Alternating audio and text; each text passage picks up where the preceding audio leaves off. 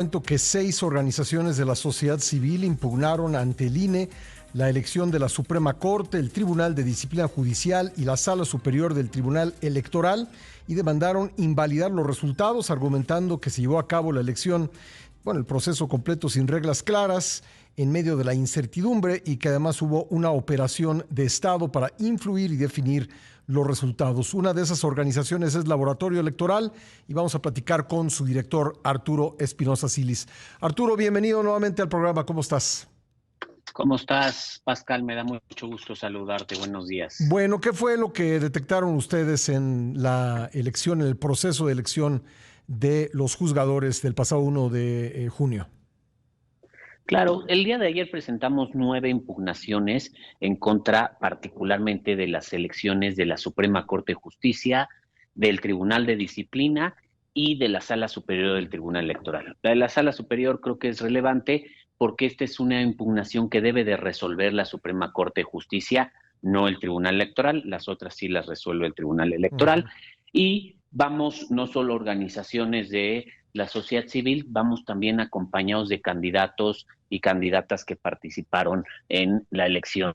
Todo esto lo digo que es importante porque son elementos que van distinguiendo las impugnaciones. No son impugnaciones ni señalando a nadie en particular, ni con un fin político o mediático. Son impugnaciones realmente jurídicamente sólidas, con argumentos, con más de 200 pruebas, y vamos justo diciendo que esta no fue una elección democrática, no fue una elección libre, no fue una elección auténtica, tampoco equitativa, y que este no es el tipo de elecciones que queremos en nuestro país. El Tribunal Electoral ha señalado que las elecciones se pueden anular cuando se violen principios constitucionales, y aquí se está violando la libertad para votar, se está violando la autenticidad de la elección, Sí. se está violando la equidad y la certeza. De hecho, ¿Por qué? déjame Porque desde el interrumpirte principio... ahí, Arturo, porque ha Sí. ocurrió en elecciones de gobernador en Tabasco y en Colima. Así es, Uh-huh. así es, así es algo que ya ha pasado, ya han anulado elecciones por este tipo de irregularidades, y la verdad es que desde el principio del proceso electoral se ha advertido, no solo desde la sociedad civil, también organismos internacionales, que este es un proceso mal diseñado, fue un proceso sin reglas, fue un proceso en el que no le dieron presupuesto a la autoridad electoral, fue un proceso sumamente improvisado en el cual no todas las candidaturas tenían las mismas oportunidades. Desde el mecanismo de financiamiento lo vimos. Quien fuera un candidato que tuviera muchos recursos propios, pues podía hacer una campaña de mayor alcance.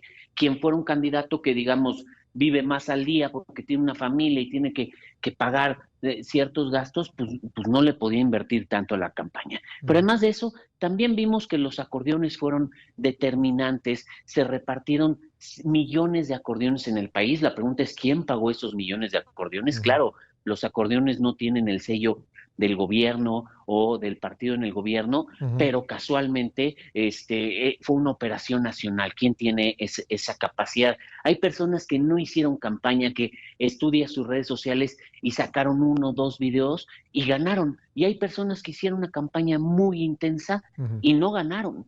Entonces, todos estos son elementos que hablan de una elección de mala calidad. Y el mensaje es: no queremos este tipo de elecciones de nuestro país. Realmente lo que vamos defendiendo es la democracia y el derecho a tener realmente elecciones libres o auténticas, porque si empezamos a tolerar y a normalizar este tipo de elecciones y festejamos que este haya sido un proceso ejemplar, entonces cada vez vamos a ir permitiendo que las elecciones sean de peor calidad, y creo que eso nos debe de preocupar a todo el mundo. Oye, Arturo, me decías que la elección del tribunal, de la Sala Superior del Tribunal Electoral, la va a resolver la Suprema Corte, porque evidentemente pues, el Tribunal Electoral no puede ser juez y parte. ¿La Suprema Exacto. Corte tendría la capacidad de anular la elección? Claro, por supuesto, tiene la facultad, así está establecido en la Sí. reforma, podría anular la elección. Y eso es lo interesante, porque vamos a ver, pues, qué criterio tiene la Sala Superior del Tribunal Electoral, pero también qué criterio tiene la Suprema Corte de Sí. Justicia de la Nación al analizarlo. La Suprema Corte, hay que decirlo, no es que habitualmente estudie la validez de las elecciones, por el contrario, Uh-huh. nunca lo hace, pero en este caso, por lo que dices, el conflicto de interés que tendría la Sala Superior, en el caso del Tribunal Electoral, sí le corresponde a la Suprema Corte Sí. conocer y resolver estas impugnaciones. Ahora, en caso bueno, cuando tenga que votar sobre este tema la Suprema Corte, la elección del tribunal, de la Sala Superior del Tribunal Electoral, lo resolvería por mayoría simple, ¿verdad? Exacto, no está establecida una mayoría específica Sí. y sí habría que ver, bueno, cómo actúa la Suprema Corte en esto. Por eso también buscamos impugnarla en la Sala Superior, porque nos parece muy interesante que sea la Suprema Corte la que se pronuncie. Sí, porque, a ver, no quiero sonar cínico, estimado Arturo, pero creo que ya sabemos lo que va a pasar en la Sala Superior del Tribunal Electoral con su conformación actual. Casi todas las votaciones han terminado 3-2, con votaciones que favorecen al oficialismo. No creo que vaya a ser muy distinto esta vez, pero bueno, de todos modos, ustedes hacen el esfuerzo por pedir pues esa nulidad. Tengo que hacer un corte aquí para no interrumpirte y me gustaría escuchar tu respuesta ahora que regresemos del corte. Claro que Si sí, eres tan Pascal. amable. Volvemos con Arturo Espinosa Silis, director del Laboratorio Electoral. Con Arturo Espinosa Silis, director del Laboratorio Electoral, una de las organizaciones que están impugnando la elección judicial, particularmente la parte de la Suprema Corte, el Tribunal de Disciplina y la Sala Superior del Tribunal Electoral. Entonces, te decía, te lo replanteo, Arturo, ¿no temen ustedes que la impugnación pues tope con pared dada la conformación actual de la Sala Superior del Tribunal Electoral? Pascal, la verdad es que tampoco nos podemos engañar y somos realistas. Sabemos que el Tribunal Electoral no ha tenido el papel de garante y de realmente un órgano que busca dar certeza. Al contrario, creemos que en parte ha sido cómplice de todo este proceso mal diseñado y con condiciones poco democráticas. Pero, por un lado, pues es uno de los señalamientos que hacemos en la Corte. La poca que el Tribunal Electoral no ha fungido en su papel, Ujú. no ha protegido los derechos de la ciudadanía, ha confirmado cada una de las determinaciones, aunque después nos hemos dado cuenta que lo que se impugnaba pues realmente estaba generando un problema, como fueron en su momento las listas o la integración de los comités de evaluación o las propias convocatorias. Para ello desechó muchísimos asuntos en los que se hacían valer derechos políticos. Sí lo hemos ido señalando, lo hacemos valer ante la Corte, pero también creemos que hay que agotar las instancias institucionales Ujú. y las instancias internas, y si no ir al sistema interamericano, porque esto es algo que no se puede permitir. Ahora, lo que sí es, pues, como en su caso los consejeros, los magistrados, dan conferencias y escriben todo el tiempo señalando la democracia y los derechos y haciendo énfasis en la calidad de las elecciones. Creo que es momento de que los plasmen en una sentencia y creo que es momento Ujú. en el que realmente se pronuncien sobre las malas prácticas y las irregularidades que vimos. Por eso te digo que es una demanda, son Ujú. impugnaciones sólidamente desde el punto de vista jurídico, porque lo que queremos es provocar un pronunciamiento tajante en torno a si esta es la calidad de elecciones que debe tener el país Ujú. o ya nos resignamos a ir perdiendo nuestros procesos comiciales. Oye, y por otro lado, pues estas cosas que ocurrieron como el introducir boletas en los paquetes, boletas que no estaban dobladas, o el repartir millones de acordeones, como decías, son delitos electorales, ¿no? ¿No tendría que estar la Fiscalía Electoral haciendo una investigación a fondo y buscando a los responsables de estos delitos? Definitivamente, Pascal, considero que las autoridades electorales, lejos de estar festejando este proceso y lejos de dormirse en sus laureles señalando que todo salió bien, tienen que poner mucho trabajo para que esto no vuelva a ocurrir y para sancionar. Creo que debemos de acabar con la simulación electoral y la simulación democrática Ujú. y debe de haber sanciones ejemplares porque sí estamos conscientes que a las autoridades electorales las pusieron contra la pared. no les dieron las condiciones suficientes, especialmente al INE, no le dieron el presupuesto, no había reglas, no le dieron tiempo, digamos, les aventaron en términos de béisbol una bola muy rápida sin que ellos siquiera estuvieran preparados para poderla batear y incluso sin que siquiera fueran jugadores de béisbol, porque realmente el INE hace otro tipo de elecciones, pero ya que estamos en esta, creo que lo que tenemos que trabajar es en cómo hacerlas mejores y en lugar, insisto, de echar las campanas al vuelo y decir que todo salió bien, creo que hay que trabajar en cómo podemos mejorar y qué podemos hacer diferente, qué se necesita. Me llama la atención tu expresión simulación democrática. ¿Estamos en eso en este momento en México?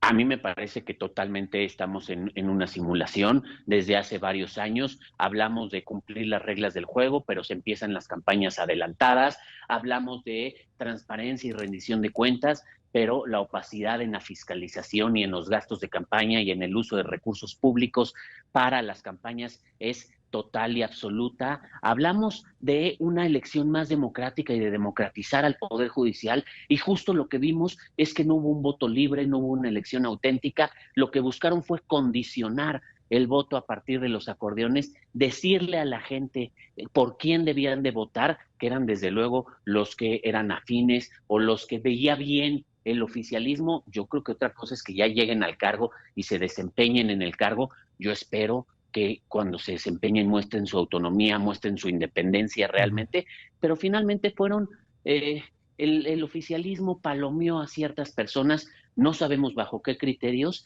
y eso es una simulación, no hay libertad. También no podemos echar en saco roto el hecho de que pues una participación mínima, ínfima, el 3% del padrón electoral votaron, y no podemos decir que el 13% fueron votos válidos, porque hay un 20% de votos nulos, entonces realmente fue una parte muy mínima de quienes vivimos en este país, de los ciudadanos y las ciudadanas, quienes elegimos el Poder Judicial.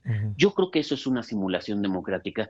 Nos quieren vender que hay más democracia en el país, pero realmente hay menos democracia. Las autoridades electorales están cooptadas, son presionadas, no se les da suficiente presupuesto, están perdiendo autonomía, están perdiendo independencia. Lo mismo está ocurriendo en el Poder Judicial.